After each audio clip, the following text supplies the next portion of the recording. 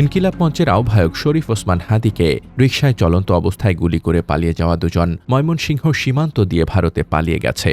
বিশ্বস্ত সূত্রের বরাত দিয়ে যমুনা টেলিভিশনের ময়মনসিংহের ব্যুরো চিফ হোসাইন শহীদ রোববার যুগান্তরকে এ তথ্য নিশ্চিত করেছেন।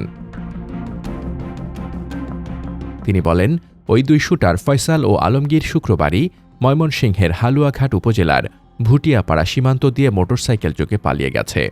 ঘটনার পরপরই একটি প্রাইভেট কারে প্রথমে মিরপুর থেকে আশুলিয়া, পরে গাজীপুর হয়ে ময়মনসিংহে ঢোকে। ময়মনসিংহে এসে সেই প্রাইভেট কার পাল্টে ফেলে তারা। হোসাইন শাহিদ বলেন, তারা অন্য আরেকটি প্রাইভেট কারে উপজেলার ধারাবাজার পেট্রোল পাম্পে পৌঁছায়। সেখান থেকে স্থানীয় একজন ব্যক্তি তাদের মোটরসাইকেল যোগে ভুটিয়াপাড়া সীমান্তে নিয়ে যায়। স্থানীয় ওই ব্যক্তিকে এখনও আটক করতে পারেনি পুলিশ। তবে সেই সীমান্ত এলাকায় অবস্থান করা অন্য যে দুইজন ছিল তাদের আটক করেছে পুলিশ।